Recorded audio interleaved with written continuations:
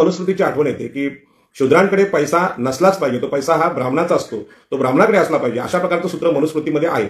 लहानपणापासूनच देवासमोर मुलांना नतमस्तक करण्याचा संस्कार आम्ही सकाळ संध्याकाळ देत असतो. परंतु आम्ही पिढ्यानपिढ्या याची कधी चिकित्सा केली नाही की खरोखर का देव आहे का, देव चमत्कार करतो का, आजारी माणसाला देव बरं करतो का, बरं करत असेल तर मग डॉक्टर कशासाठी, दवाखाने कशासाठी, औषधं कशासाठी. अशिक्षित लोक हे अंधश्रद्धेला बळी पडतात हे आपल्याला माहित होतं. पण IIT केलेले किंवा डॉक्टर, इंजिनियर्स, शास्त्रज्ञ हे सुद्धा भारतामध्ये जर अंधश्रद्धेला बळी पडत असतील तर शिक्षणाचा अर्थ नक्की काय याच्यावर सुद्धा आपल्याला चर्चा करावी लागेल. म्हणजे एवढं मोठं आंतरराष्ट्रीय दर्जाचं उच्च शिक्षण घेऊन परदेशात नोकरी करताना सुद्धा जर लोक अंधश्रद्धेला बळी पडत असतील आणि त्यांना एक अहंकार असेल बुद्धीचा की आम्ही खूप शिकलेले आहोत, हुशार आहोत, आणि मग त्यांना भोंदू बाबा फसवत असतील तर त्यांचं शिक्षण इथे शून्य झाल्याचं पाहायला मिळतं. सर्वांना नमस्कार, जय भीम. बहुजन संघटकवर आपलं सगळ्यांचं स्वागत. आज आपण पुण्यामध्ये घडलेल्या एका महत्त्वाच्या घटनेवर भाष्य करणार आहोत. आपण सगळ्यांनी पाहिलं असेल अनेक चॅनलवर की पुण्यातील डोळस कुटुंबांची अंधश्रद्धेतून 14 कोटींची फसवणूक झालेली आहे. आणि या विषयावर बहुजन संघटकच्या माध्यमातून आपण हा प्रबोधनाचा विषय मांडत आहोत. आता हा विषय आपल्याला कल्पना आहे की आपण नेहमीच राजकीय प्रश्नांवर, आरक्षणाच्या प्रश्नावर आणि वेगवेगळ्या चर्चा करत असतो. परंतु ज्या पद्धतीनं पुण्यासारख्या सुसंस्कृत शहरात ही घटना घडलेली आहे, ही घटना अत्यंत भयानक आहे. म्हणजे ज्या शांतपणे आणि एका सुसंस्कृत उच्चशिक्षित कुटुंबांची फसवणूक पुण्यासारख्या शहरामध्ये होते, ही घटना महाराष्ट्रासाठी अत्यंत महत्त्वाची आहे. परंतु घडणारे अपघात, लागणाऱ्या आगी, रोगराई याच्यावर महाराष्ट्रातले सगळेच लोक बोलत असतात. परंतु अंधश्रद्धा हा विषय इतका नाजूक आहे की त्याच्यावर बोलायला कुणी पुढे येत नाही. आतापर्यंत गरीब, अशिक्षित, दुबळे लोक या अंधश्रद्धामध्ये फसत आले अशी चर्चा सगळीकडे असते. परंतु इंग्लंडसारख्या अत्यंत आधुनिक शहरात, म्हणजे युरोपातल्या शहरात राहून IIT इंजिनियर असलेले डोळस कुटुंब यांची जेव्हा ही फसवणूक होते तेव्हा मात्र प्रश्न असा येतो की आपण ज्याला शिक्षण म्हणतो किंवा उच्च शिक्षण म्हणतो, ही उच्च शिक्षण घेतलेली लोकंसुद्धा या अंधश्रद्धेने फसवली जातात.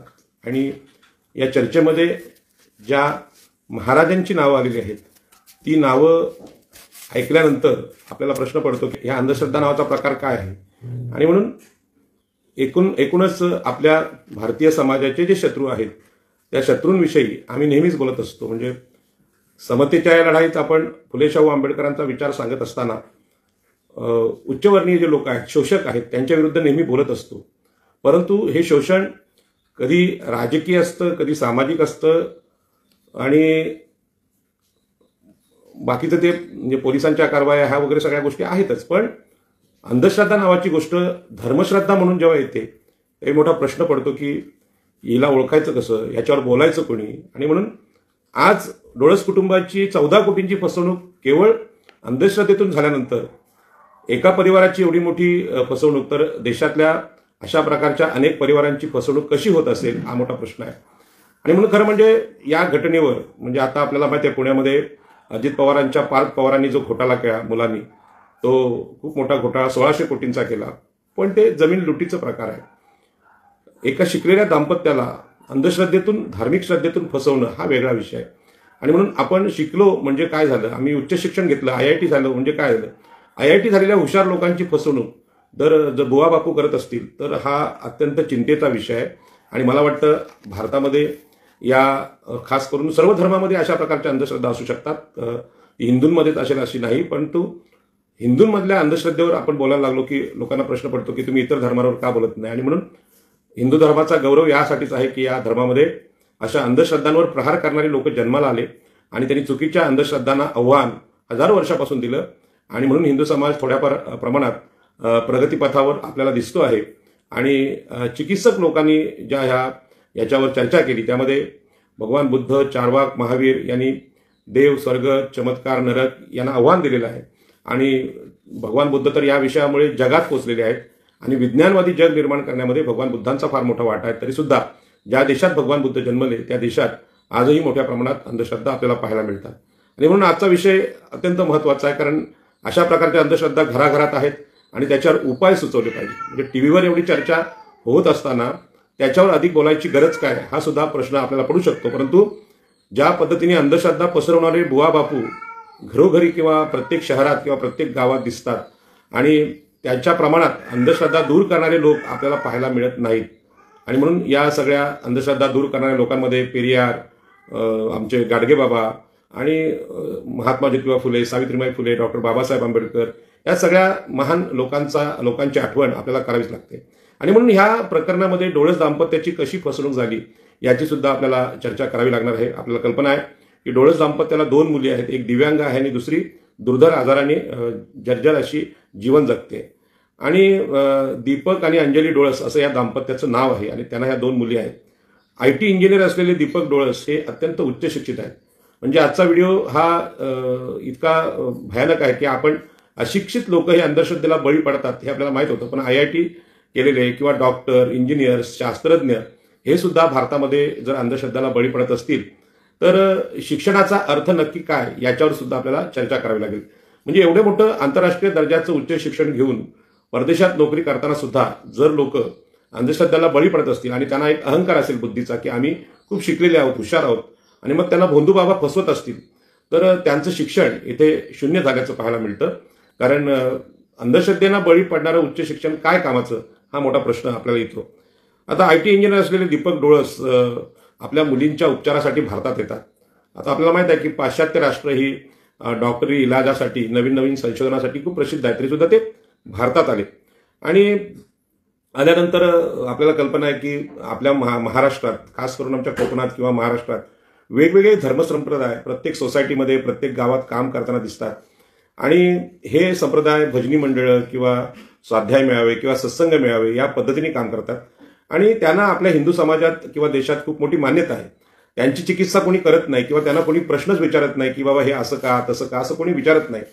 त्याच्यामुळे सध्या जरी निवडणुकांचा विषय चालू असला स्थानिक स्वराज्य संस्थांच्या, तरी सुद्धा हा धार्मिक अंधश्रद्धांचा विषय अत्यंत महत्वाचा आहे. आणि अशा प्रकारच्या अंधश्रद्धांची चिकित्सा जर कोणी करायचा प्रयत्न केलाच तर त्याची टिंगल करण्याचा प्रकार, आणि त्यामुळे या अंधश्रद्धा आणि श्रद्धा यामध्ये बोलताना फार विचारपूर्वक बोलावं लागतं. लोक अजूनही भारतातल्या लोकांना प्रश्न विचारणारे विज्ञानवादी लोक आवडत नाही, हे वास्तव आहे. आणि म्हणून इंग्लंडमध्ये IIT इंजिनियर असलेले हे डोळस दाम्पत्य मुलींच्या उपचारासाठी भारतात आले, हा फार मोठा वेगळा असा विषय वाटतो. आणि म्हणून हे अंजली भजनी मंडळाच्या माध्यमातून या जोडप्याची ओळख दीपक खडके या महाराजांशी केली गेली, वेदिका पंढरपूरकर यांच्याकडून.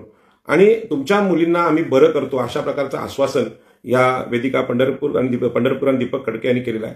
आता आपल्याला कल्पना आहे की माणूस कुठलाही आजारी पडला तर त्याच्यावर उपचाराची पद्धती जी आहे ती आपल्याला सगळ्यांना माहिती आहे की आजार हा नैसर्गिक असतो. म्हणजे निसर्गाच्या काही बदलांमुळे, चुकीच्या आहारामुळे किंवा चुकीच्या सवयींमुळे किंवा काही दोष निर्माण झाल्यामुळे हे आजार होत असतात, ते नैसर्गिक असतात आणि त्याच्यावरचे उपाय सुद्धा हे नैसर्गिक आहेत. म्हणजे चमत्काराने लोक बरी होतात अशा प्रकारचा विश्वास आजही भारतामध्ये आहे. बुवा बापू सुद्धा या आजारावर उपाय करतात. ही एक फार मोठी अंधश्रद्धा आपल्याकडे आहे. म्हणजे विंचू चावला तर डॉक्टरकडे जाण्यापेक्षा आपण अशा बुवा बापूंकडे जातो, अशी बरीचशी मंडळी आपल्याकडे आहेत आणि त्यामध्ये उच्च शिक्षित जोडपं असल्यामुळे हा चर्चेचा विषय आहे. म्हणून इंग्लंडमध्ये IT इंजिनियर असलेले हे जे डोळस दाम्पत्य 2018 साली भारतात आले आणि दीपक खडके आणि खडके बाबा आणि त्यांच्या शिष्या वेदिका पंढरपूरकर यांच्या प्रचाराला ते बळी पडलेले आहेत. आता बघा, आपल्या आजूबाजूला सुद्धा अनेक मुलं IT इंजिनियर आहेत किंवा शास्त्रज्ञ आहेत किंवा डॉक्टर आहेत. हे सुद्धा त्यांच्याशी बोलल्यानंतर आपल्या लक्षात येतं की अजूनही अंधश्रद्धा ठेवतात. म्हणजे आता आपल्याला कल्पना आहे की देव ही सुद्धा एक मोठी अंधश्रद्धा आहे आणि हे भगवान बुद्धांनी सांगितलं होतं, चारवाकनी सांगितलं होतं. तर बाकीच्या ज्या अंधश्रद्धा आहेत त्याच्याशी बोलायलाच नको. म्हणजे बाकी आपण नवस बोलतो, बाबांकडे जातो, वेगवेगळे बुवा बापू भाषणं करतात, प्रवचनं करतात. ही प्रवचनं रोज चालू आहेत, पण याच्यावर बोलायचं धाडस फार कमी लोक करतात. आणि मग हे जे पुढचं प्रकरण आहे की वेदिका पंढरपूरकर, आता पंढरपूरकर हे आडनाव कुठल्या जातीत आहे हे तुम्हाला सांगायला नको, पण आपण इथे जातीचा उल्लेख करणार नाही, कारण का लोकांना फसवणारे लोक सगळ्याच जाती कमी अधिक फरकाने जन्माला आलेले आहेत. आणि म्हणून वेदिका पंढरपूरकर यांच्या अंगात शंकर महाराज येतात असं सांगून या IT इंजिनियरला 13 ते 14 कोटींना फसवलं गेलेलं आहे. आणि म्हणून हा बातमीचा विषय आणि प्रबोधनाचा सुद्धा आहे. आणि म्हणून वेदिका पंढरपूरकर आणि कुणाल पंढरपूरकर हे जोडपं आहे. यांनी ह्या लोकांना 13-14 कोटीला फसवून पुण्यातल्या सगळ्यात प्रतिष्ठित महात्मा सोसायटीमध्ये फ्लॅट घेतला आणि ते आपलं सुखी जीवन जगतायत आज. लोकांची जे लूट करणारे हे जे लोक आहेत, म्हणजे अशा प्रकारची 13-14 कोटी रुपयांची लूट इंग्लंडमधून आलेल्या IT इंजिनियरची होते. आता ही चोरी म्हणजे कसं धार्मिक चोरी आहे, म्हणजे धर्मश्रद्धेच्या नावाने अंधश्रद्धेचं वातावरण तयार करून केलेली चोरी आहे. आणि म्हणून हा जो डाव आहे, हा डाव संगनमताने केलेला आहे. म्हणजे भजनी मंडळ जे आहे ते सगळं भजनी मंडळ एक वातावरण क्रिएट करते की ह्या वातावरणामध्ये तुमच्या मुलीवर आम्ही उपचार करू शकू. म्हणजे हा संघटित गुन्हा आहे आणि हा संघटित गुन्हा आपल्या देशामध्ये चालू आहे. आणि हा जो गुन्हा आहे तो गुन्हा आर्थिक फसवणूक म्हणून फार मोठा गुन्हा आहे. पण त्यापेक्षा जास्त गुन्हा माणसाचा मानसिक छळ किंवा मानसिक फसवणूक करून लुटण्याचा हा छळ आहे. आणि म्हणून 10 ते 12 वर्ष इंग्लंडमध्ये जे स्थायिक होते दीपक डोळस, ते मुलींच्या उपचारासाठी भारतात आलेले आहेत. आणि ते ट्रीटमेंट करत असताना त्यांनी जे शब्द वापरले त्या मुलाखतीत त्यांनी म्हणतात की गोंदवलेकर महाराजांकडून त्यांनी दीक्षा घेतली. आता हा व्हिडिओ ऐकत असणाऱ्या बरेचसे लोक हे चळवळीतले आहेत, आंबेडकरी चळवळीतले आहेत. त्यामुळे गोंदवलेकर महाराज, आसाराम बापू किंवा अन्य जे महाराज आहेत त्यांची नावं तुम्हाला कमी माहीत असतील, पण ओबीसीमध्ये हा ओबीसी किंवा 52% ओबीसीमध्ये हा मोठा विषय आहे महाराजांच्यावरच्या श्रद्धेचा. त्याच्यामुळे मी खास करून आता सध्या वर्तमान काळात ओबीसींचं आंदोलन फार शिगेला पोचलेलं आहे आणि अनेक ओबीसी नेते आपल्या समाज बांधवांना जागे करण्याचा प्रयत्न करतात. आरक्षण म्हणजे काय सांगतात. परंतु या देशातली प्रत्येक जात ही अशा प्रकारच्या अंधश्रद्धेत गुंतलेली आहे. नेतृत्व करणारे जे लोक आहेत त्यांना केवळ राजकीय, सामाजिक किंवा आर्थिक प्रबोधन करून चालणार नाही, तर आपल्यातले लोक समजा डॉक्टर बाबासाहेब आंबेडकरांच्या सांगण्याप्रमाणे खूप शिकले, म्हणजे शिका, संघटित व्हा, संघर्ष करा हा संदेश घेऊन महात्मा ज्योतिबा फुले, सावित्रीबाई फुले यांच्या प्रबोधनातून त्यांनी शिक्षणाचा मार्ग धरला आणि उच्च शिक्षित झाले. तरी सुद्धा एवढं शिक्षण घेतल्यानंतर एक बाजू कायम रिकामी राहते आणि ती आहे अंधश्रद्धेची. आणि म्हणून महाराष्ट्रामध्ये ह्या विषयावर चर्चा करत असताना याच्यावरचा उपाय काय, कारण हा फार कठीण प्रश्न आहे. कारण जो कोणी शिकतो तो आपले धार्मिक संस्कार घेऊनच मोठा होत असतो आणि प्रत्येकाला आपल्या धर्माचा अभिमान आहे. आणि आपल्याला कल्पना आहे की या देशातल्या खास करून हिंदूंमधल्या सगळ्या जाती हे जे हिंदुत्व आहे, वैदिकत्व आहे किंवा हा धर्म आहे तो देव, चमत्कार, स्वर्ग, आत्मा मानणारा धर्म आहे. आणि याला शेवटी बळी पडतात. कारण का, ते कितीही शिकले तरी असं समजतात की कितीही उच्च शिक्षित आपण असलो तरी देवापुढे आपण नम्र झालं पाहिजे, धर्मापुढे नम्र झालं पाहिजे. आणि लहानपणापासूनच देवासमोर मुलांना नतमस्तक करण्याचा संस्कार आम्ही सकाळ संध्याकाळ देत असतो. परंतु आम्ही पिढ्यानपिढ्याची कधी चिकित्सा केली नाही की खरोखर का देव आहे का, देव चमत्कार करतो का, आजारी माणसाला देव बरं करतो का, बरं करत असेल तर मग डॉक्टर कशासाठी, दवाखाने कशासाठी, औषधं कशासाठी, असे प्रश्न आम्ही आमच्या मनाला आणि इथल्या व्यवस्थेला विचारत नाही. आणि यातूनच मुलं कितीही शिकली तरी ती धार्मिकदृष्ट्या नाव जरी डोळस असलं तरी अंधच असतात. आणि म्हणून ही जी घटना, यांचं नावच डोळस आहे आणि ते गोंदवलेकर महाराजांकडे दीक्षा घेतली असं ते म्हणतात. आणि त्यातून ते IIT झालेले हे जे ग्रस्त आहेत हे घरोघरी जाऊन भजन करायला लागले आहेत. म्हणजे इतरांना सुद्धा सांगत आहेत की हा मार्ग पकडा, वाईट वाटून घेऊ नका. एकेकाळी मी सुद्धा याच मार्गाने निघालो होतो. पांडुरंग शास्त्री आठवले यांच्या स्वाध्याय परिवारात मी काम करायचो आणि गीतेचा विषय घेऊन घराघरी जाऊन लोकांना समजायचो की ही मोक्ष काय, मुक्ती काय किंवा भगवद्गीता काय, देव काय, आत्मा काय, हे मी सुद्धा सांगायचो. परंतु ही अवस्था सगळ्याच ओबीसींची आहे किंवा SC/ST जातीतली आहे. आपला हा नवा परिचय आहे, आम्ही ओबीसी आहोत, शूद्र आहोत, SC आहोत, ST आहोत. पण इतर वेळी आपण सगळे हिंदूच असतो आणि हे सगळे हिंदू लोक अशा प्रकारच्या अंधश्रद्धांना बळी पडतात.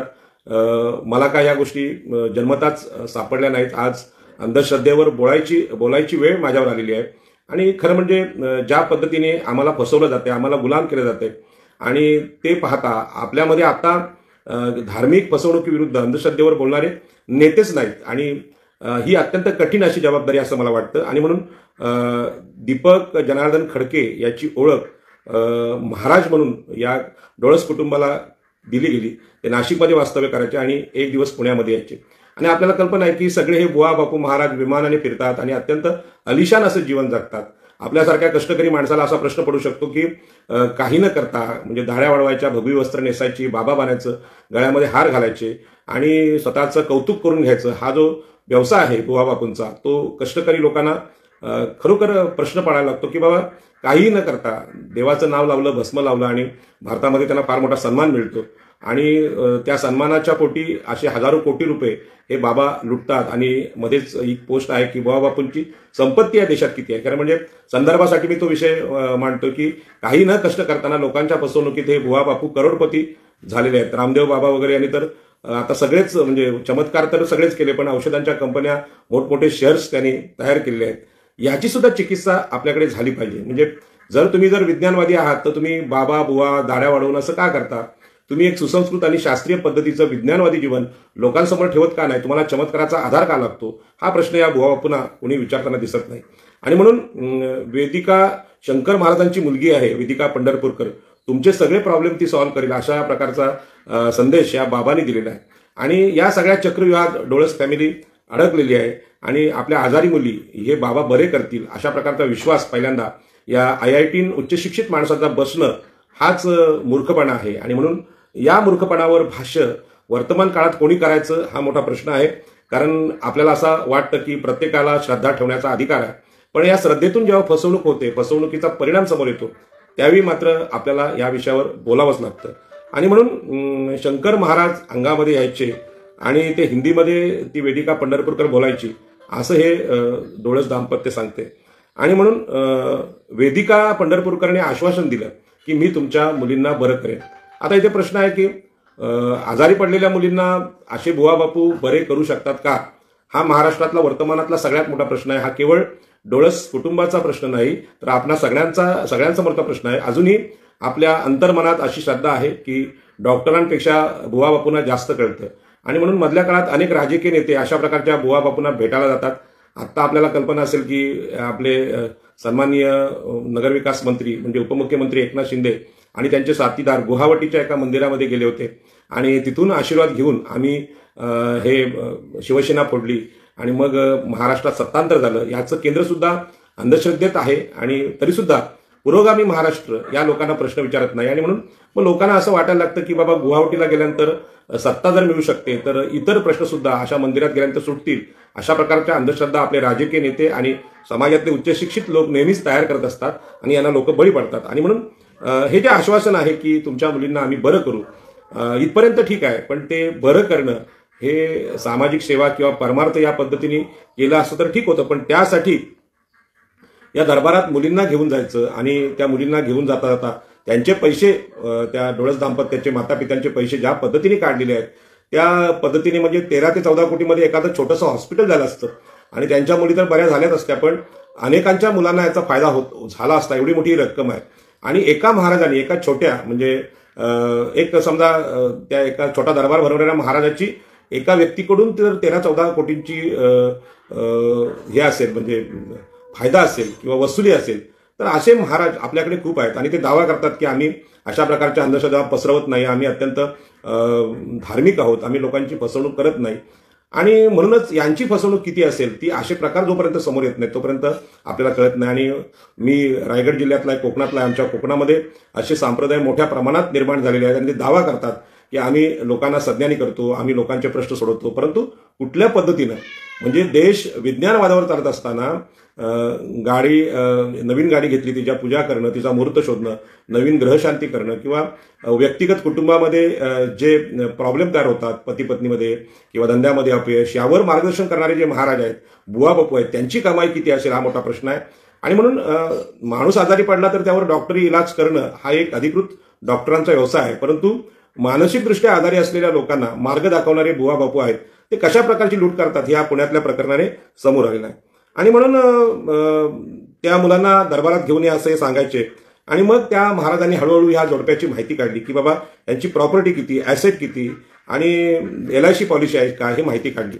आता बघा, आपण डॉक्टरांकडे गेल्यानंतर डॉक्टर सुद्धा विचारतात की तुम्ही काय करता, नोकरीला कुठे आहेत, तुमचे वडील काय करतात, तुमची आई काय करतात, हे सुद्धा प्रश्न त्या पेशंटची आर्थिक परिस्थिती काय आहे पाहण्याचे असतात. आणि आता ह्या वैद्यकीय व्यवसायामध्ये सुद्धा अशी प्रचंड फसवणूक सुरू झालेली आहे. वेगवेगळ्या चाचण्या करणं, ह्या डॉक्टरकडून त्या डॉक्टरकडे पाठवणं.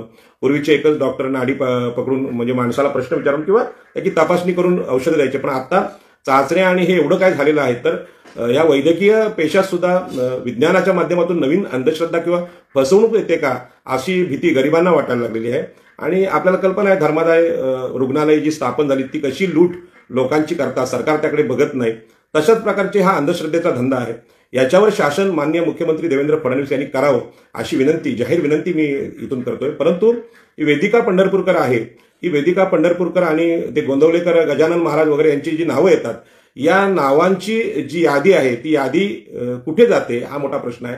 कारण ज्या म्हणजे जातीतून अनेक महाराज जन्माला आले ते सगळ्यात जास्त महाराज हे म्हणजे प्रख्यात किंवा फायद्यात असणारे महाराज हे ब्राह्मण जातीतून आलेले आहेत. आणि म्हणूनच धर्माचा अधिकार आपल्याकडे ज्या मनुस्मृतीने ह्या लोकांना दिला आहे, तर त्यांनी जे काही पेरलेलं आहे तो विज्ञानवाद आहे का किंवा अंधश्रद्धा आहेत, लोकांची फसवणूक करणारी ही शास्त्र आहेत, याची सुद्धा चिकित्सा महाराष्ट्राने करावी अशी विनंती मी आपणा सर्वांना या निमित्ताने करतो. आणि म्हणून यांनी सगळी आर्थिक माहिती घेतली आणि त्यांनी सांगितलं की तुमच्या मुलींना जो त्रास होतोय तो तुमच्या अकाउंटला पैसे असल्यामुळे होतोय, अशा प्रकारचं वेदिका पंढरपूरकरने सांगितलं. आता आपल्याला कल्पना आहे की गरीब आईवडिलांची मुलं आजारी पडतात त्यावेळी त्यांच्यासमोर प्रश्न असतो उपचारांचा, म्हणजे उपचाराला पैसे नाहीत म्हणून ती मुलं बळी पडतात, कधी कधी मृत्युमुखी पडतात, पण ते गरिबीमुळे बळी पडतात. इथे वेदिका पंढरपूरकर ज्या युक्तिवाद करतात तो भयानक आहे. ते सांगतात की नाही तुमच्याकडे पैसे जास्त आहेत म्हणून तुमच्या मुली आजारी पडतात, ते पैसे तुमच्याकडे ठेवू नका, अशा प्रकारचा युक्तिवाद केलेला आहे. आणि तो पुण्यासारख्या सुसंस्कृत शहरात तरी सुद्धा हे डोळस दाम्पत्याला ह्या गोष्टी समजत का नाहीत. म्हणजे अंधश्रद्धेने तुमच्या उच्च शिक्षणाच्या ज्या पदव्या आहेत, डिग्री आहेत, त्या सुद्धा आंधळ्यासारखं काम करतात. म्हणजे माणूस तो अंधश्रद्धेने अंध होतो. आणि विशेष म्हणजे या प्रकरणामध्ये जे डोळस दाम्पत्य, त्यांचं नाव डोळस आहे. खरं म्हणजे एखाद्या चित्रपटाचा विषय, पण प्रबोधनपर चित्रपट काढले तर ते चालत नाहीत. हाणामारीचे, अत्याचारांचे चित्रपट आपल्याकडे चालतात. परंतु फुले शाहू आंबेडकरांचा जो विचार आहे, म्हणजे शाहू महाराजांनी सुद्धा प्रश्न केला की बाबा माझ्या आंघोळीसाठी कुठले मंत्र, ब्राह्मणांच्या कुठले आणि क्षत्रियांच्या कुठले, असे किमान असे तरी प्रश्न त्याला पडले. पण खरा प्रश्न असा पडायला पाहिजे होता की आंघोळी करताना मंत्रांची गरजच काय, म्हणजे ब्राह्मणी मंत्रांची गरजच काय, चांगलं बाथरूम असावं, चांगले साबण असावेत, स्वच्छता असावी, हे ठीक आहे. परंतु पूर्वीच्या काळात म्हणजे हे आंघोळीचे मंत्र वेगळे, जेवणाचे वेगळे, पाचवीचे वेगळे, मैताचे वेगळे, अशा मंत्रांच्या वातावरणात आपण सगळे वाढलेले आहोत. त्यामुळे श्रद्धा आणि अंधश्रद्धा यातला फरक आजही आम्हाला कळेनासा झालेला आहे. आणि म्हणून यातूनच IIT झालेल्या इंजिनियरला सांगितलं गेलं की तुमच्याकडे जे 13-14 कोटी रुपये आहेत ते 13-14 कोटींमुळेच तुमच्या मुलींना हा प्रॉब्लेम होतोय. इथे मला मनुस्मृतीची आठवण येते की शूद्रांकडे पैसा नसलाच पाहिजे, तो पैसा हा ब्राह्मणाचा असतो, तो ब्राह्मणाकडे असला पाहिजे, अशा प्रकारचं सूत्र मनुस्मृतीमध्ये आहे. कारण या गुन्ह्यामध्ये काम करणारे जी वेदिका पंढरपूरकर आहे तिच्या पण मानसशास्त्राचा आपण अभ्यास केला पाहिजे. जे एखाद्या माणसाला उपचार करायचे आहेत म्हणून त्यांच्याकडे असलेले 13-14 कोटी रुपये गोडी गुलाबीने कसे काढावेत, ही जी भाषा आहे, ह्यासाठी म्हणजे समोर दरोडे टाकणारे चोर आपण पाहिलेत, अनेक चित्रपट पाहिलेत. म्हणजे खूप मोठ्या दाढीमिशा, बंदुका कमरेला लावून, तलवारी लावून लूट करणारे लोक असतात ते वेगळे. पण आपल्या जिभेवर, म्हणजे आता या जिभेवरच्या हुशारीला या ब्राह्मण लोकांनी सरस्वती नाव दिले. म्हणजे त्यांच्या जिभेवर सरस्वती आहे. या सरस्वतीने काय केलं तर बहुजन समाजाची लूटच केली. आणि अशा प्रकारची लूट या डोळस प्रकरणात आपल्याकडे समोर आलेली आहे. आणि ही जी लूट आहे ती किती कल्पकतेने आणि किती गोड शब्दात केलेली आहे. आणि म्हणून अशा प्रकारची ही जी कारवाई आहे किंवा कटाई आहे किंवा माणसाला कापणं आहे ते आम्ही या प्रकरणात समजून घेतलं पाहिजे. अशी फसवणूक तुमची कोणाची होत असेल तर आपण याची दखल घेतली पाहिजे. यासाठी खरं म्हणजे मी बोलत आहे, या सगळ्या प्रकरणामध्ये पुन्हा पुन्हा वाटतं की जे लोक शिकलेले नाहीत, अशिक्षित आहेत, त्यांना न्यूनगंड येऊ शकतो की IIT झालेले किंवा सायंटिस्ट असलेले उच्च शिक्षित IAS IPS झालेले लोक हे हुशार असतात, अशा प्रकारचं गणित महाराष्ट्रात मांडलं गेलंय. परंतु आपल्याला कल्पना आहे की देशात लोकांची फार मोठी फसवणूक असताना सरकारवर किंवा या महाराजांवर आपले अनेक राजकीय नेते, सत्य साईबाबांचे वगैरे शिष्य होते, हे आपण मागच्या सगळ्या प्रकरणात बातम्यामध्ये पाहिलेलं आहे. ते असे का असतात किंवा आज बहुजन समाज हा वैदिक ब्राह्मणी हिंदुत्वाचा गुलाम आहे, हे आम्ही सामाजिक राजकीय क्षेत्रात बोलत असतो. पण तो गुलाम का आहे, ते प्रश्न का विचारत नाहीत, याचं कारण सुद्धा देशात एकूण पसरलेल्या अंधश्रद्धेत आहे. आज ह्या गुन्ह्यामुळे आम्ही सगळे पकडले गेलो आहोत की बाकीचे दरोडे असतात, चोऱ्या असतात, अत्याचार असतात, याविषयी आम्ही बोलत असतो. पण नाजूक पद्धतीने अत्यंत मानसशास्त्राचा सखोल अभ्यास करून की या दोन मुलींमध्ये या दाम्पत्याचा डोळस दाम्पत्याचा जीव अडकलेला आहे आणि त्या मुलांसाठी पालक काही करायला तयार असतात आणि याच माध्यमातून ही फसवणूक झाली. खेड्यामध्ये सुद्धा आपल्याला माहिती आहे की लहान मुलाला सर्दी पडसं झालं तरी आईवडील त्या गावातल्या बुवाकडे बापूकडे घेऊन जातात आणि सांगतात महाराज माझ्या मुलाला बरं करा. आणि पूर्वीच्या काळात कोंबडे बकऱ्यांचा बळी दिला जायचा, लिंबू चढवला जायचा, उतरवला जायचा. कोकणामध्ये हे प्रकार खूप आहेत. पण 13 ते 14 कोटी रुपये एका बाबाला आणि ह्या वेदिका पंढरकर नावाच्या महिलेला देणारे IIT इंजिनियर ही खरी म्हणजे भारतातली मोठी बातमी आहे. आंतरराष्ट्रीय स्तरावर आपल्या लोकांचं हे जे आहे म्हणजे बौद्धिक जे मूल्य आहे ते काय राहिलं असेल, म्हणजे इंग्लंड अमेरिकेतले लोक काय म्हणत असतील. अर्थात त्यांच्याकडे पण अंधश्रद्धा आहेत, परंतु एवढ्या अंधश्रद्धा नाही. एवढे उच्च शिक्षित लोक म्हणजे IIT इंजिनियर असलेले लोक थोडं तरी विज्ञानवादी असतील, डॉक्टर असतील असं आपल्याला वाटतं. परंतु तुम्ही जर सर्रास पाहिलं तर 100 पैकी 99 लोक हे अंधश्रद्धेने ग्रासलेले आहेत. त्यांच्यामध्ये अजूनही जो विज्ञानवाद आहे तो आलेला नाही. आणि म्हणून ते तुमच्याकडचे पैसे आहेत ते आमच्या अकाउंटला पाठवा आणि वेदिका पंढरपूरच्या अकाउंटला पाठवा आणि या माध्यमातून 13 ते 14 कोटी रुपये त्यांच्या अकाउंटवर काढून घेतलेले आहेत. आता याच्यामध्ये कुठेही घरात घुसून चोरी झालेली नाही, तर एक प्रकारचं संमोहन या अंधश्रद्धेच्या माध्यमातून बुवा बापूंच्या माध्यमातून या डोळस फॅमिलीवर केलेलं आहे आणि त्यांच्याकडून पैसे काढलेले आहेत. आता बघा, मार्केटिंग म्हणा किंवा मॅनेजमेंट म्हणा की हे सगळं मॅनेजमेंट किंवा मार्केटिंग हे या लोकांना कसं जमतं. आणि म्हणून आपल्या देशामध्ये आपल्या देशाचं जे शोषण झालेलं आहे त्या शोषणामध्ये धर्माच्या माध्यमातून देवांवर बुवा बापूंची श्रद्धा निर्माण करून हे जे शोषण झाले त्या शोषणावर खरं म्हणजे कुणी बोललं जात नाही. मी नेहमीच फुले शाहू आंबेडकरांचा विचार आदर्श मानून OBC SC ST यांच्या शोषणावर बोलत असतो. परंतु सत्तेच्या माध्यमातून, जमीनदारीच्या माध्यमातून, राजकीय सत्तेच्या माध्यमातून जे शोषण झालं त्याच्यावर आपण बोलतो. परंतु धर्मश्रद्धेच्या बाबतीत कुठलाही OBC बोलू शकत नाही. ते बोलत नाहीत कारण त्यांना असं वाटतं की अशा प्रकारच्या अंधश्रद्धेवर जर आपण बोललो तर लोकांची मनं दुखावतील आणि मनं जर दुखावतील तर आम्हाला कोणी मानणारच नाहीत, आम्हाला वाईट टाकतील, आम्हाला बाहेर फेकतील, धर्माच्या बाहेर फेकतील अशा प्रकारची भीती आहे. आणि म्हणूनच महात्मा ज्योतिबा फुल्यांनी जेव्हा हा प्रश्न विचारला भारतातल्या ह्या सगळ्या बुवा बापूंना, शंकराचार्यांना की ब्राह्मणाचा जन्म मुखातून झाला, क्षत्रियांचा जन्म बाहूतून झाला, वैश्यांचा जन्म मांड्यातून झाला आणि शूद्रांचा जन्म 52% आणि 85% शूद्र म्हणजे स्त्री शूद्र यांचा जन्म पायातून झाला. ही जी ब्रह्मदेवाच्या किंवा देवांच्या माध्यमातून धर्मश्रद्धा इथल्या ब्राह्मणांनी निर्माण केली, क्षत्रियांनी त्याला साथ दिली, वैश्यांनी दिली आणि ही सेंट्रलाइज झालेली जी अंधश्रद्धा आहे ती ग्रामीण भारतामध्ये फोफावली आणि ग्रामीण भारताच्या मनात न्यूनगंड तयार झाला. या न्यूनगंडातून OBC SC ST असे गुलाम झाले, आजही गुलाम आहेत की या व्यवस्थेला ते प्रश्न विचारत नाहीत. आणि म्हणून तुम्ही कितीही शिकलात, उच्च शिक्षित झालात, IITian झालात तरी सुद्धा त्यांना मूर्ख बनवण्याची कला इथल्या उच्चवर्णीयांमध्ये आहे आणि ही देशाची आपल्या खरी गुलामगिरी आहे. आणि म्हणून आज जी स्थिती आहे की ह्या डोळस दाम्पत्याचे पैसे तर गेले परंतु मुलींची आरोग्यविषयक प्रगती काही झाली नाही आणि मग त्यांना प्रश्न पडायला लागला आपले पैसे गेले कुठे. म्हणजे IITचं शिक्षण म्हणजे आपल्या देशात किंवा परदेशात दिलं जातं, त्याच्यामध्ये विज्ञानवाद नसेल, विज्ञानवाद शिकवलेला नसेल तर फक्त पदव्या काही कामाच्या नाहीत. आणि म्हणून आम्ही जेव्हा डॉक्टर बाबासाहेब आंबेडकरांच्या पदव्या पाहतो त्या पदव्यांची जी ताकद आहे ती ताकद किती मोठी आहे की या देशाची म्हणजे भारताची अंधश्रद्धा दूर करणारं संविधान त्यांनी आम्हाला दिलं आणि त्यांनी सांगितलं की संविधान देव मानत नाही तर भारताचे लोक, we the people of India हे सर्वोच्च आहेत, तेच या देशातल्या लोकांना न्याय देतील, लोकच न्याय देतील. कुठलाही देव, कुठलाही धर्म, कुठलाही चमत्कार न्याय देईल हे असं संविधान मानत नाही. आणि तरी सुद्धा एवढं विज्ञानवादी संविधान म्हणजे भारताच्या संविधानामध्ये आम्ही विज्ञानवादाचा अवलंब करू असं एक आर्टिकलच आहे, तरी सुद्धा हा विज्ञानवाद वाढत नाही. कारण का, बाबासाहेबांच्या पावलावर पाऊल ठेवून अत्यंत चिकित्सक पद्धतीने बुद्ध, चार्वाक, महावीर, फुले शाहू आंबेडकर यांच्या पद्धतीने प्रश्न विचारणारे लोक भारतात आम्ही निर्माण करू शकलो नाही.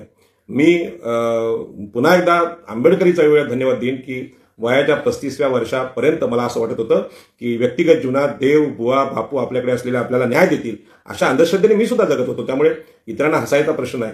माझ्यासारखी सगळ्यांचीच अवस्था आहे आणि अशा पद्धतीने स्वतःचं मत व्यक्त करायला सुद्धा जी हिंमत लागते ती तर्कातून येते, विज्ञानवादातून येते. आणि म्हणून मुलींची प्रगती नाही, आता आमचे पैसे गेले, हे डोळे कधी उघडतात की 14 कोटी गेल्यानंतर. म्हणजेच डोळसपणाची किंवा प्रज्ञेची जी किंमत आहे ती कधी कळते की स्वतः भिकारी झाल्यानंतर. म्हणजे 14 कोटी रुपये आपल्याकडून चोरीला गेले आहेत हे तेव्हा कधी कळतं की बाबा या मुलींवर ह्याचा काही परिणाम झालाच नाही, त्यांच्यावर उपचार झालेच नाही, परंतु शारीरिक आणि मानसिकदृष्ट्या ज्या आपली जी मुलं आहेत ती बाधित आहेत ह्याच्यावर उपाय एखादा बुवा बापू करू शकतो का, म्हणजे चमत्कार करू शकतो का? देशामध्ये याच्यावर वेगवेगळे संशोधन ग्रंथ नेहमी प्रकाशित होत असतात, डॉक्टरांची पुस्तकं प्रकाशित होत असतात. आता तर रील खूप आहेत, पण अंधश्रद्धा दूर करणाऱ्या रील आपल्याला पाहायला मिळत नाही. जत्रा यात्रा बुवा बापू यांच्या रील मोठ्या प्रमाणात आहेत. आणि म्हणून तुमच्याकडे असलेला पैसा हा मुलींच्या आरोग्याला अपायकारक आहे, अशा प्रकारचं ते वेदिका पंढरपूरचं पुण्यातलं वाक्य, पुण्याचं विद्येचं माहेरघर की सुसंस्कृत पुणे, या पुणे शहराची प्रतिष्ठा धुळीस मिळवणार आहे. ज्या पुण्यामध्ये महात्मा ज्योतिबा फुले आणि सावित्रीबाईंनी मुलींची पहिली शाळा सुरू केली, पण तिथलीच एक वेदिका पंढरपूरकर नावाची स्त्री कशा प्रकारचे लोकांना फसवते, हा प्रश्न खरं म्हणजे पुण्यामध्ये याच्यावर मोठी परिषद झाली पाहिजे, चर्चा झाली पाहिजे. आणि ह्यावर झाली की अंधश्रद्धा पसरवणारे लोक कोण आहेत. म्हणजे एवढी मोठी अंधश्रद्धा 14 ते 15 कोटीची किंमत एका दाम्पत्याला मोजावी लागते आणि त्यांना रस्त्यावर यावे लागते.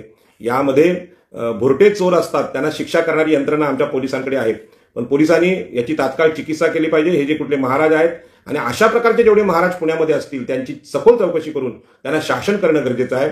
दरोडेखोर असतील, आता पार्थ पवारला अटक करा, म्हणजे त्यांनी तर त्या महारवतनी जमिनीवर दरोडाच टाकला, तो दिसतोय. अजित पवार सुद्धा आणि पार्थ पवार यासाठी प्रसिद्ध आहेत, परंतु पार्थ पवार अजित पवार यांच्यापेक्षा हे बुवा बापू जास्त भयानक आहेत.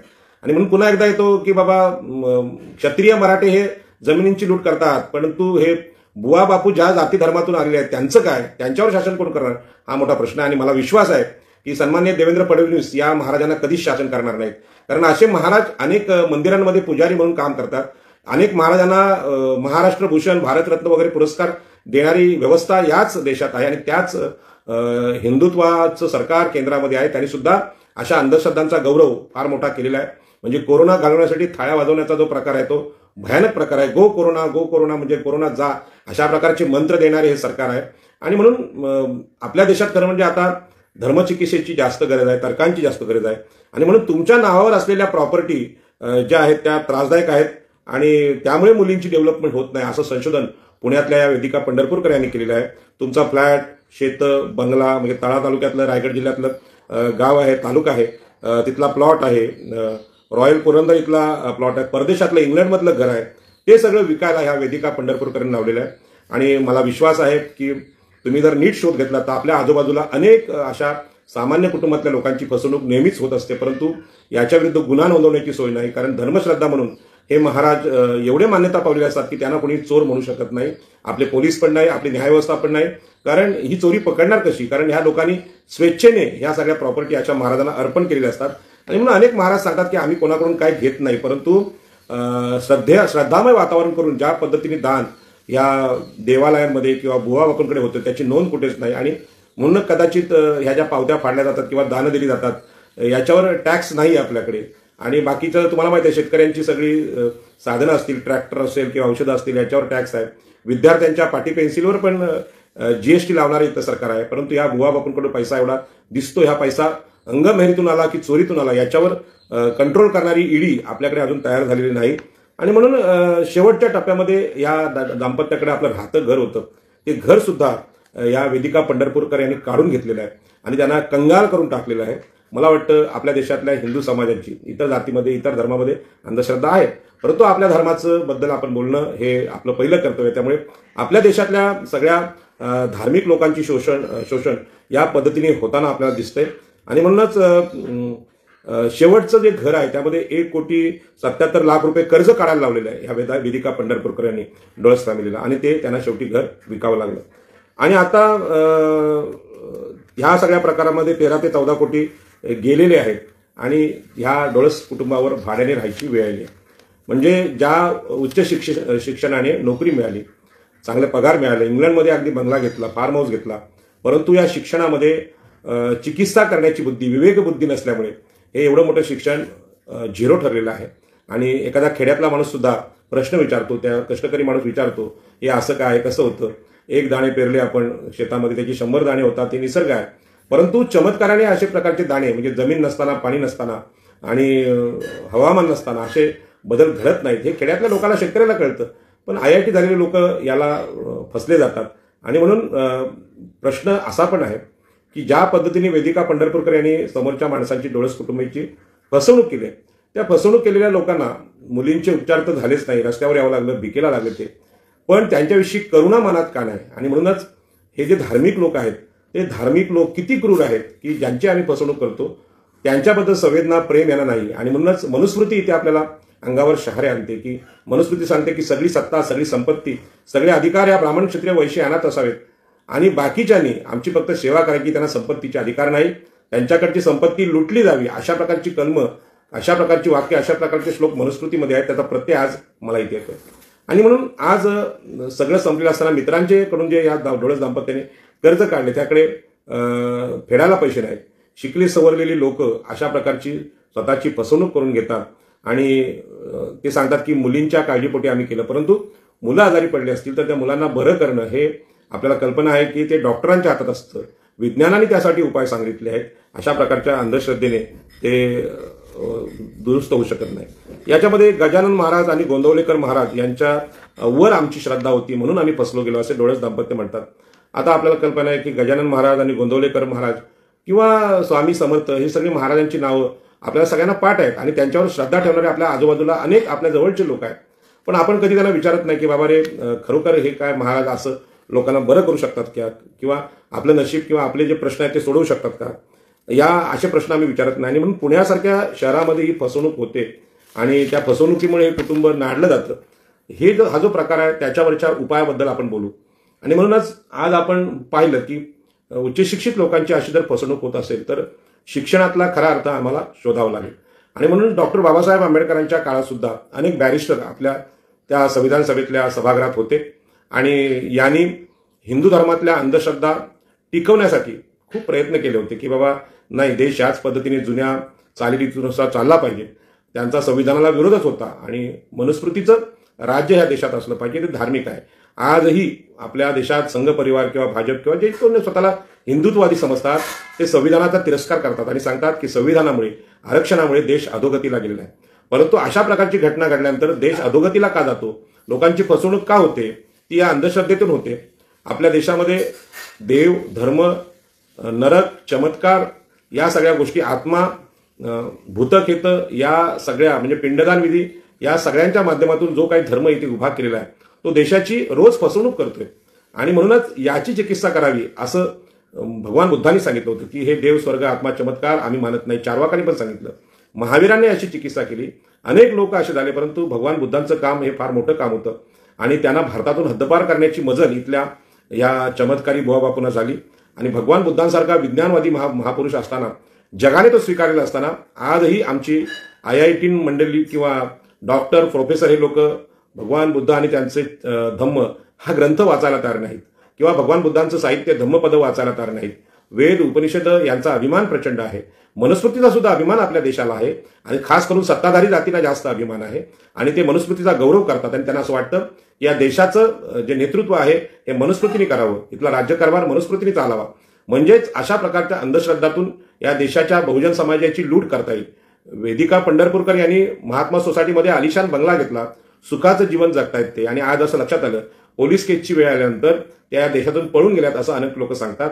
याचाच अर्थ या देशातला हा जो अंधश्रद्धा निर्माण करणारा एक वर्ग आहे, एक धर्म आहे, तो स्वतःच्या सुखासाठी इतरांचं आयुष्याला संपवू पाहतोय आणि हा फार मोठा गुन्हा आहे.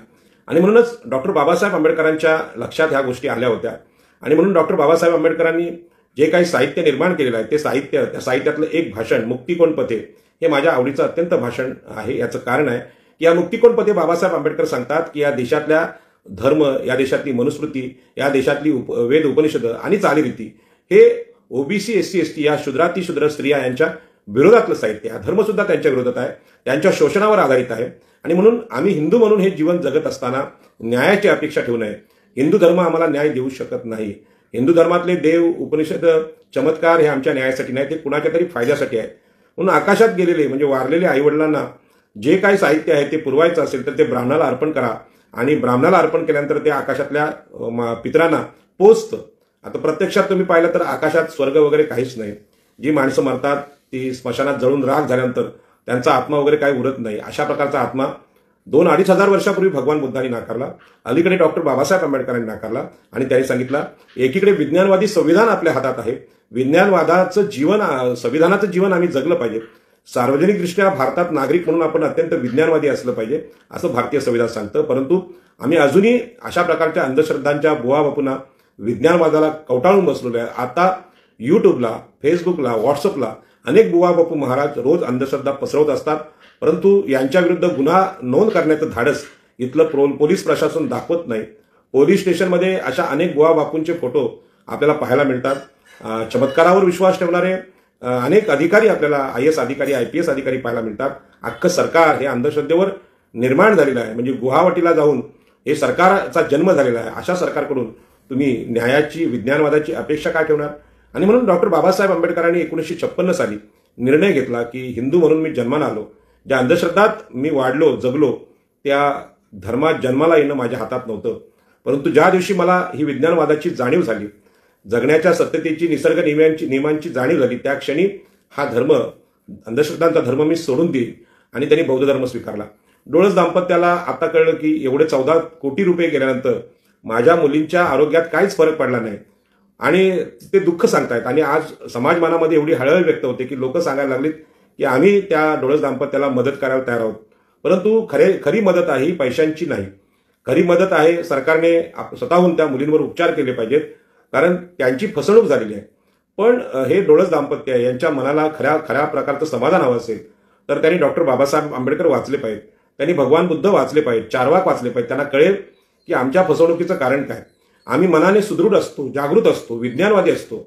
भगवान बुद्धांनी सांगितलेली प्रज्ञा, बाबासाहेब आंबेडकरांनी सांगितलेला विज्ञानवाद आणि इथल्या धर्माची केलेली चिकित्सा, महात्मा फुल्यांनी केलेली चिकित्सा, ही जर या डोळस दाम्पत्याच्या कानावर आली तर निश्चितपणे त्यांची जी फसवणूक झाली, अशा प्रकारची फसवणूक दुसऱ्यांची होऊ नये, अशा प्रकारची चर्चा चॅनलवरून त्यांनी केली पाहिजे. आणि मोठ्या मनाने सांगितलं पाहिजे की आजूबाजूला ही जी भजनी मंडळ आहेत, तिथे जी भजनं होत आहेत, ह्याच्यामध्ये विज्ञानवाद किती आहे आणि माणसाच्या जीवाची सुरक्षा किती आहे. कालच मी पाहिलं की वारकऱ्यांची एक वारी तिकडे चालली होती, पंढरपूर किंवा देहूला चालली असेल, त्यामध्ये आमचे उरणचे लोक होते आणि त्या वारीमध्ये, रस्त्यावरून चालणाऱ्या वारीमध्ये एक कंटेनर म्हणजे मोठा ट्रक घुसला आणि अनेक लोक मृत्युमुखी पडले, अनेक जखमी झाली. तर या सगळ्या प्रकारामध्ये आपल्या लक्षात आलं पाहिजे की आपल्या देशामध्ये जे काही रस्ते किंवा ब्रिज निर्माण केलेले आहेत, या ब्रिजवर पायाने चालणाऱ्या लोकांसाठी सुरक्षित रस्ता नाही किंवा फुटपाथ नाही. मुख्य रस्त्यावरून ते चालतात. मग अशा वेळी जे मोठे मोठे ट्रक असतात त्यांचे ड्रायव्हर फार उंचावर बसलेले असतात किंवा कधी कधी ते दारू प्यायलेले असतात आणि त्यांचं नियंत्रण गेल्यानंतर या मानवी समूहामध्ये हा जर ट्रक घुसला तर एका माणसाचा मृत्यू होत नाही, अनेक माणसं किड्या मुंग्यासारखी चिरडली जातात. मग अशा वेळी या हायवेवरून चालणं योग्य आहे का, याचं प्रबोधन सगळ्या महाराष्ट्रातल्या कीर्तनकारांनी केलं पाहिजे. आणि जर ते प्रबोधन करणं जमत नसेल तर राजकीय प्रतिनिधींनी शान झालं पाहिजे की वारीमध्ये चालणाऱ्या लोकांसाठी स्वतंत्र मार्गिका असली पाहिजे. म्हणजे ब्रिजवर आता ब्रिज जे नवीन झालेले आहे त्याच्यावर पायाने चालणाऱ्या लोकांसाठी काहीच नाही आणि मोठ्या वाहनांच्या रस्त्यावरून जर लोक चालली तर त्यांचा मृत्यू अटळ आहे. हे सांगायला कुठल्याही महाराजाची, बुवा बापूंची आणि देवाची पण गरज नाही. आपल्या जीवाची काळजी घेणं आपल्याला कळतं, परंतु असं मोठ्या प्रमाणात लोक एकत्र येतात पण त्यांचं अशा प्रकारचं जीवसुरक्षेच्या बाबतीत प्रबोधन करणारे महाराज आपल्याला दिसत नाहीत. परवा एका महाराष्ट्रातल्या प्रख्यात महाराजांच्या कीर्तनात मी बसलो होतो आणि ओझरता स्पर्श मी तिथे केला की रस्त्यावरून चालणं, वारकऱ्यांचं जे चालणं आहे ते पायी चालणं हे आरोग्यासाठी फायद्याचं आहे, तो चांगला उपक्रम आहे. परंतु कुठला रस्ता, तो शेतातला असेल, शेताच्या बांधावरचा असेल, डोंगरावरचा असेल तर तो चालण्यास योग्य आहे. परंतु महामार्गावर जिथे मोठ्या प्रमाणात वाहनांची ट्रॅफिक आहे अशा ठिकाणी आपण चालत असू तर आपला मृत्यू हा अटळ आहे. याच पद्धतीनं या भारतामध्ये हे अंधश्रद्धा घेऊन जाणारे बुवा बापू आहेत, त्यांचे संप्रदाय इतके मोठे झालेले आज आहेत. त्यांची संघटना पाहिली तर ते आज या निवडणुकीमध्ये, स्थानिक स्वराज्य संस्थांच्या निवडणुकीमध्ये कुठल्याही बुवा बापूंनी, महाराजांनी जर आदेश दिला तर ते एखाद्याला जिंकून आणू शकतात किंवा एखाद्याला पाडू शकतात. लोकशाही प्रभावित करण्याचं काम हे बुवा बापू करतायत आणि या बुवा बापूंचा उपयोग करून सरकार सुद्धा येत आहेत. आणि म्हणून अशा अंधश्रद्धांच्या काळात भारताची जी अवस्था आहे अत्यंत बिकट झालेली आहे आणि अनपढ अशिक्षित लोक आता मध्ये क्रील फिरतेत की या देशातला 7वी पास माणूस पंतप्रधान होतो, मुख्यमंत्री होतो, नगरसेवक होतो आणि त्याच्या सेवा करायला IAS आणि IPS अधिकारी असतात. अशी भारताची आज स्थिती आहे. कारण हे जे IAS, IPS किंवा IIT नाही, यांना प्रज्ञा राहिलेली नाही, यांना विज्ञानवाद माहीत नाही, यांना तर्क माहीत नाही. म्हणून IIT झालेले, IPS झालेले, IAS झालेले लोक आजही देशात या बुवा बापूंचेच नाहीत तर राजकीय नेत्यांचे गुलाम आहेत. ते गुलाम झाले याला कारण आहेत. महात्मा ज्योतिबा फुलेंनी सांगितलं की विद्येविना मती गेली ती विद्या. केवळ हे जे डिग्र्या आहेत आधुनिक शिक्षणाच्या, त्या डिग्र्यांमध्ये शिक्षण नाही, तर गाडगे बाबांसारखे अशिक्षित जे लोक आहेत ते सुद्धा अशिक्षित असले तरी अत्यंत विज्ञानवादी होते आणि त्यांनी विज्ञानवादाचा पुरस्कार आपल्याकडे केलेला आहे. म्हणून डॉक्टर बाबासाहेब आंबेडकर हे अत्यंत महान असे नेते या देशात झाले आणि त्यांनी आज देशातल्या एका समूहाला या अंधश्रद्धेतून दूर केले, त्यांना बौद्ध केले आणि बुद्धाचा विचार दिला, त्यांना विज्ञानवाद दिला. आणि तेवढे लोक मात्र मी हे जे बोलतोय ते ऐकू शकतात. बाकीच्या लोकांना या सगळ्या घटनेचा राग येऊ शकतो, कारण त्यांची अजूनही श्रद्धा आहे. हे बुवा बापू महाराज आमच्या मुलांना बरं करतात, आमच्या जीवनातल्या समस्या मिटवतात. परंतु मी माझ्या जीवनात अनुभव घेतला. 35 वर्ष या बुवा बापूंच्या हिंदुत्वाच्या मार्गदर्शनात घालवले आणि लक्षात आलं की जीवन उद्ध्वस्त या अंधश्रद्धांमुळे होतात. ज्या दिवशी तुम्हाला विज्ञानवाद समजतो, निसर्गाची तत्व समजतात, त्या दिवशी यश तुमच्या हातात असतं. ठीक आहे, आता अंधश्रद्धेतून जे लोक मोठे झाले त्यांना आम्ही गरीब वाटणार की हे लोक गरीब आहेत, ते फाटके आहेत, हे उगाच धर्माच्या विरुद्ध बोलत असतात, धर्मचिकित्सा करत असतात, त्यांना काय मिळतं. परंतु आम्ही कोणाला फसवणूक करत नाही, त्यामुळे ते दुःख आमच्या वाट्याला येत नाही. ज्या वेदिका पंढरपूरकडनं ज्या क्रूरपणे 14-15 कोटी त्या मुलींच्या उपचाराच्या नावाने, त्यांना बरं करण्याच्या नावाने घेतले, स्वतः आलिशान बंगल्यात राहिले, या बंगल्यामध्ये खरोखर सुख आहे का? लोकांनी फसवणूक केलेल्या पैशावर हे लोक सुखी कसे असू शकतात? आणि म्हणून आमच्या देशातल्या मंदिरांमध्ये प्रचंड मोठा पैसा अंधश्रद्धातून जमा झालाय. कष्टकरी लोकांचा, ओबीसी, एससी, एसटी, स्त्रियांच्या श्रद्धेचा पैसा या मंदिरामध्ये आहे. हा पैसा एवढा मोठा आहे की देशाची 40 वेळा अर्थव्यवस्था मांडू शकतो एवढा पैसा मंदिरांमध्ये आहे. हा लोकांना मूर्ख बनवून अंधश्रद्धेतून पैसा घेतला. त्या मंदिरांच्या सगळ्या ट्रस्टींना माझा प्रश्न आहे की ज्या श्रद्धेने या लोकांनी देवाच्या पेटीत पैसे टाकले, त्यांची अपेक्षा होती आमची गरिबी दूर हटावी, आमच्या जीवनातली संकट दूर व्हावी, आजारी असलेली मुलं, म्हातारे, आईवडील बरे व्हावेत, अशा श्रद्धेने तो पैसा आणला. या मंदिरातल्या पैशानं या देवानी, या पुजाऱ्यांनी खरो काय असं दिलंय का? लोकांना काय दिलंय का? दिलं नसेल, असे चमत्कार घडले नसतील तर लोकांचा पैसा लोकांच्या कल्याणासाठी परत करा. परंतु आता अलीकडेच न्यायालयाने निर्णय दिला की देवालयात टाकलेला पैसा देवाचा आहे. परंतु देव कोणाचा आहे? देव हा ट्रस्टी लोकांचा आहे. तिचे ट्रस्टीवर जे काम करतात त्यांचा. आणि मंदिरांच्या ट्रस्टींपैकी 99% लोक हे उच्च जातीतले आहेत, म्हणजे ब्राह्मण, क्षत्रिय, वैश्य यातलेच लोक आहेत. चुकून एखादा ओबीसी माणूस किंवा एससी एसटी माणूस कुठल्या मंदिरात असेल, त्यांचं मंदिर असेल, तर ते मंदिर कशा प्रकारचं हस्तगत करायचं याची राजकीय खेळी करणारे इथले धर्ममार्तंड आहेत. महाबोधी विहार हे भगवान बुद्धाचं होतं, म्हणजे बौद्ध लोकांचं होतं, त्याच्यावर ब्राह्मणांनी कब्जा केला आहे. त्याचं कारण अशाच प्रकारचा अंधश्रद्धेतून येणारा पैसा आहे. खरं म्हणजे भगवान बुद्धांनी स्वतःला देव मानलं नाही. माझी पूजा करू नका असं सांगितलं. त्यांनी सांगितलं की मी देव नाही, तुमचा गुरु नाही, मी ईश्वर नाही, मी तुम्हाला फक्त हेच सांगतो की तुमचा मार्ग तुम्ही निवडा, अत्तदीप भव, मी सांगितलेलं तेच खरं मानू नका. तर तुमच्या विवेकबुद्धीला पटेल अशा प्रकारचा मुक्त धर्म, मुक्त विचार ज्या भगवान बुद्धांनी सांगितला, तिथे कोणतीही अंधश्रद्धा टिकत नाही, 2500 वर्षामध्ये टिकली नाही. नवीन विचारांचं स्वागत करणारा विचार भगवान बुद्धांनी आणि बाबासाहेबांनी दिला. संविधानामध्ये जिथे योग्य वेळी बदल करायचे वाटतील ते बदल करण्याचा अधिकार संसदेतल्या खासदारांना, विधानसभेतल्या आमदारांना या संविधानाने दिलेला आहे. असा नवा विचार जपण्याचं स्वातंत्र्य यामध्ये आहे. परंतु या अंधश्रद्धेमध्ये आता उपाय नाही की बाबा 14 कोटी तुमचे गेले पण मुलींवर फरक पडला नाही, आता तुम्ही रस्त्यावर आलात म्हणून तुम्हाला आम्ही सांभाळतो, तुमचे काही पैसे परत देतो, अशी कृतज्ञता हे लोकांना लुटणाऱ्या लोकांमध्ये नाही. आणि कृतज्ञ असलेले हे लोक, मनुस्मृतीने ज्यांचा पुरस्कार केला ते ब्राह्मण क्षत्रिय लोक आजही असंच वागतात. आणि म्हणून महारवतनी जमीन घेताना पार्थ पवार या 30 वर्षाच्या तरुणाला काही वाईट वाटत नाही, त्याच्या वडिलांना वाईट वाटत नाही, त्यांचे सहकारी फडणवीस यांना वाईट वाटत नाही. कारण का देशाची परंपरा आहे लूट लगी आहे, लूट सके तो लूट, म्हणजे जेवढी सत्ता आहे तेवढी लुटून घ्या, नंतर काही मिळणार नाही. पण यामध्ये मरणारे शेतकरी, आत्महत्या करणारे शेतकरी यांच्याविषयी कोणाला करुणा नाही, दया नाही. म्हणून अशा परिस्थितीमध्ये ही घटना साधी नाही. हा भारत असा देश आहे की जिथे आम्हाला प्यायला पाणी नव्हतं, म्हणून डॉक्टर बाबासाहेब आंबेडकरांना 14 तळ्याचं आंदोलन करावं लागलं. आणि त्या काळात सुद्धा हे उच्चवर्णीय लोक स्वतःला हुशार म्हणत होते. आजही IIT माणसाचे 2 मुलींच्या वडिलांची फसवणूक इथली ही वेदिका पंढरपूर करते. याच्यावर खरं म्हणजे मुख्यमंत्र्यांनी बोललं पाहिजे, पंतप्रधानांनी बोललं पाहिजे. अशा प्रकारची अंधश्रद्धा पसरवणारे बाबा असतील, बुवा असतील तर त्यांना तात्काळ अटक करा, त्यांची संपत्ती जप्त करा आणि ती गरिबांना वाटा.